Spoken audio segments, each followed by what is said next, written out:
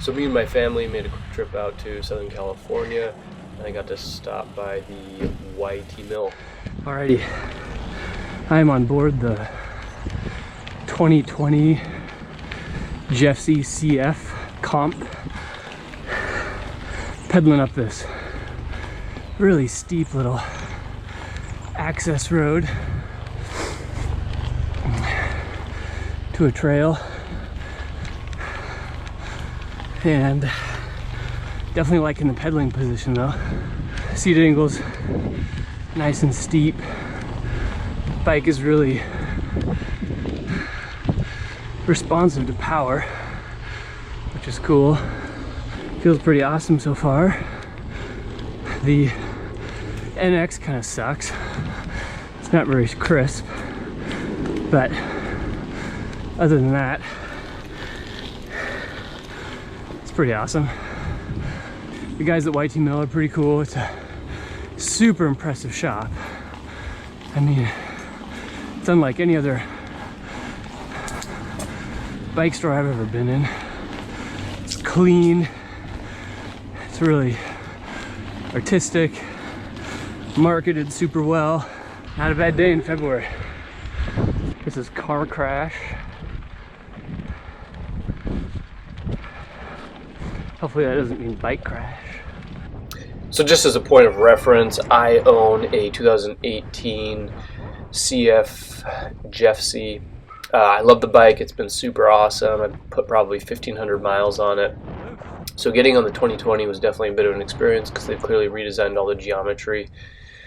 Like I said, I really loved the 2018 Jeffsy. However, probably my biggest complaint about it was the slack C-tube angle. Other than that, it was pretty freaking awesome. So clearly when I got on the 2020 Jeffsy, I immediately noticed the steep C-tube angle, which was awesome. I was riding these trails blind near the YT Mill, and clearly whenever you're riding a trail blind, it's always an experience, but also on a new bike, it was even more of an experience. So I immediately noticed how long the new Jeffsy was. It definitely didn't snap out of corners as my Jeffsy does. However, it was definitely really confident up and over some of the rock and the chundry little bits of this trail. One thing that I really liked about the new Jeffsy was how responsive it was under power. You notice it right when you get on the bike and you put your feet on the pedals. Any power that you put into the bike, you really notice coming right out of it. I think the figures on the anti-squat probably have a significant impact on that, but it's just a really crisp feel underneath you. I think the component spec lets the bike down a little bit in regards to braking and shifting.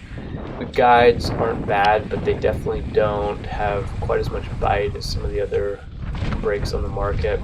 And the NX wasn't horrible, but you could definitely tell that it's a low-end spec, and clearly that's okay, but I think YT's general spec on their bikes has gone down a little bit over the years. I know on my Jeffsy I've been really pleased with all the componentry, with the exception of maybe the dropper, which everybody complains about. New for 2020 this year on their bikes was the YT post man dropper post, and I know I've been looking around on the internet for reviews on it and haven't really heard anything about it yet. But I can definitely report that it felt pretty good. It was stable. There wasn't much play in it. It was quick to get up and down. It's infinitely adjustable. Clearly, I was only on it for a couple hours, so I cannot give any specific feedback on its durability or longevity. But like I said, it was pretty good all around, and probably something that people are going to be pleased with for quite a while. Clearly there's a lot of good droppers on the market right now, so if you did have to upgrade, it probably wouldn't be the end of the world.